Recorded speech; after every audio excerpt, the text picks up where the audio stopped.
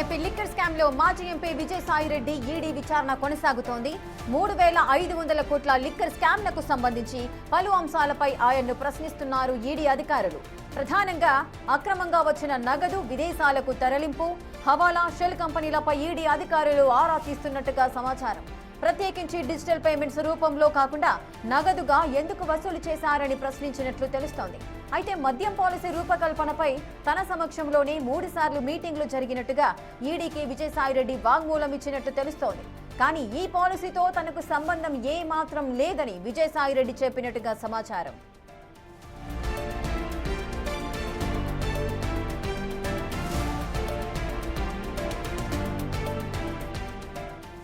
AP liquor scam లో మాజీ MP Vijayasai Reddy ED విచారణ అయితే కొనసాగుతోంది. ఈడీ విచారణకు సంబంధించిన పూర్తి అప్డేట్స్ మా ప్రతినిధి సురేష్ లైవ్ లో అందిస్తారు. సురేష్,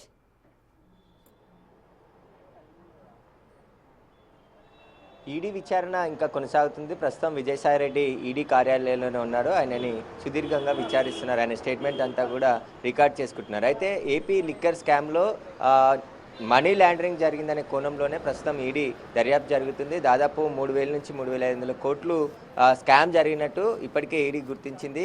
షెల్ కంపెనీలతో పాటు మద్యం అమ్మకాల్లో పూర్తిగా నగదునే తీసుకున్నారు కాబట్టి అది ఎందుకు తీసుకోవాల్సి వచ్చిందనే దానికి సంబంధించి కూడా విజయసాయిరెడ్డిని ప్రశ్నిస్తున్నారు. దానికి సంబంధించి హైదరాబాద్లో విజయసాయిరెడ్డి ఆధ్వర్యంలో సిట్టింగ్స్ ఏర్పాటు చేసి ఈ లిక్కర్ స్కామ్కు సంబంధించి ఏవైతే మద్యం కంపెనీలు ఉన్నాయో ఆ బ్రాండ్లన్నిటిని కూడా ఎందుకు ఇక్కడ ఏపీలో తీసుకురావాల్సి వచ్చిందనే దానికి సంబంధించి దీని వెనకాల ఎవరెవరి పాత్ర ఎంతవరకు ఉంది, షెల్ కంపెనీలతో పాటు విదేశాలకు ఇక్కడ డబ్బులు తరలించారనే కోణంలో ప్రస్తుతం ఈడీ దర్యాప్తు కొనసాగుతుంది. ఇప్పటికే ఢిల్లీలో ఈడీ కార్యాలయానికి మొదటిసారి విజయసాయిరెడ్డి వెళ్ళి అక్కడ స్టేట్మెంట్ ఇవ్వడం జరిగింది. ఇప్పుడు రెండోసారి ఆయన స్టేట్మెంట్ రికార్డ్ చేసుకుంటున్నారు. విజయసాయిరెడ్డి స్టేట్మెంట్ కూడా ఈ కేసులో చాలా కీలకంగా ఉండబోతుంది. ఇప్పటికే ఏపీ సిట్ కూడా ఈ కేసుని దర్యాప్తు చేసి దాదాపు 15 మందికి పైగా అరెస్ట్ చేయడం జరిగింది. 51 మందిని ఇందులో నిందితులుగా చేర్చడం జరిగింది. కాబట్టి రేపు మిథున్ రెడ్డి కూడా ఈడీ విచారణకు హాజరు కాబోతున్నారు. కాబట్టి విజయసాయిరెడ్డి స్టేట్మెంట్ కూడా ఈ కేసులో చాలా కీలకంగా ఉండబోతుంది. అయితే విజయసాయిరెడ్డి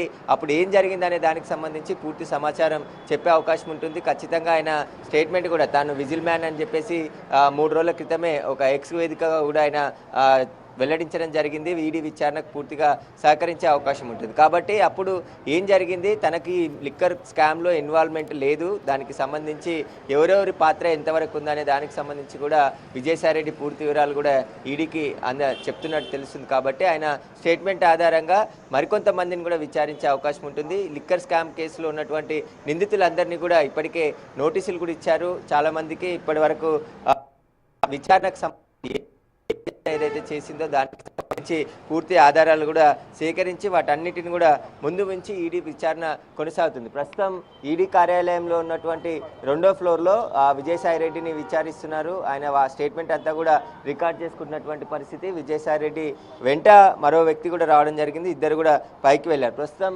విజయసాయిరెడ్డికి సంబంధించిన స్టేట్మెంట్ అంతా కూడా ఈడీ అధికారులు రికార్డ్ చేసుకుంటున్నారు.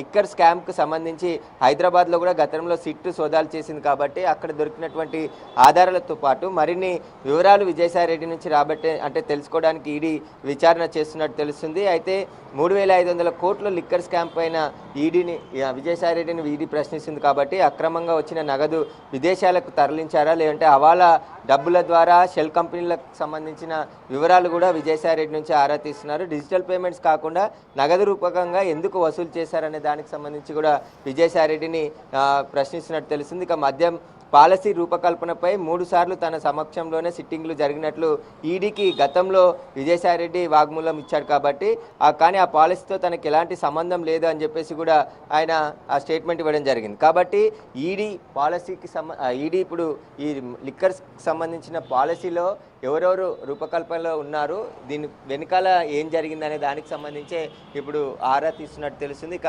మనీ లాండరింగ్ జరిగితే ఎలా జరిగింది, విదేశాలకు షెల్ కంపెనీలు కావచ్చు, హవాలా డబ్బుల రూపంలో నిధులు మళ్లించారనే దానికి సంబంధించి కూడా వివరాలు ఆరా తీస్తున్నట్టు పరిస్థితి కనబడుతుంది. ఖచ్చితంగా మరో 2 గంటల పాటు కూడా విజయసాయిరెడ్డిని సుదీర్ఘంగా ఆయన స్టేట్మెంట్ రికార్డ్ చేసుకున్న తర్వాత పంపించేసే అవకాశం ఉంది. ఆ తర్వాత మళ్ళీ మిథున్ రెడ్డి కూడా రేపు ఈడీ కార్యాలయానికి విచారణకు వస్తున్నారు. కాబట్టి ఈ లిక్కర్ స్కామ్ కు సంబంధించి మొత్తం నగదు రూపంలోనే మద్యం షాపుల నుంచి డబ్బులు వసూలు చేయడం, ఇటు కొత్త బ్రాండ్లను ఏపీలోకి పరిచయం చేయడం కోసం ఆ కంపెనీల నుంచి నగదు భారీగా చేతులు మారిందని చెప్పేసి కూడా ఈడీ గుర్తించింది. కాబట్టి శంషాబాద్లో ఫామ్ హౌస్లో సిట్ అధికారులు సోదాలు జరిపినప్పుడు ఏకంగా 11 కోట్ల రూపాయల క్యాష్ కూడా అట్టపెట్టెలలో దాచిపెట్టిన డబ్బుని ఈ లిక్కర్ స్కామ్కు సంబంధించింది అని చెప్పేసి కూడా సిట్ సీజ్ చేసింది. కాబట్టి సిట్ ఇన్వెస్టిగేషన్కి సంబంధించిన ఆధారాలన్నిటిని కూడా ఇప్పటికే తీసుకుంది. కాబట్టి ఇప్పుడు ఈడీ లోతుగా దర్యాప్తు చేస్తుంది. మనీ లాండరింగ్ జరిగితే దీనివల్ల ఎవరు ప్రయోజనం పొందారు, ఎక్కడి వరకు ఈ డబ్బులు వెళ్ళాయి,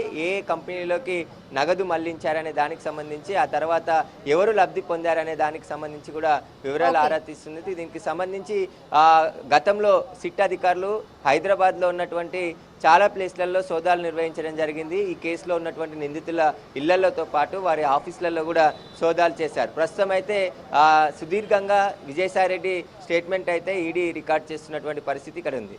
right, thank you Suresh, thanks for the live details. Right, ఇక అయ్యప్ప లిక్కర్ స్కామ్ లో మాజీ ఎంపీ విజయసాయిరెడ్డి ఈడీ విచారణ అయితే కొనసాగుతోంది. 3,500 కోట్ల లిక్కర్ స్కామ్ నకు సంబంధించి పలు ప్రశ్నలపై ఆయన్ను ప్రశ్నిస్తున్నారు ఈడీ అధికారులు.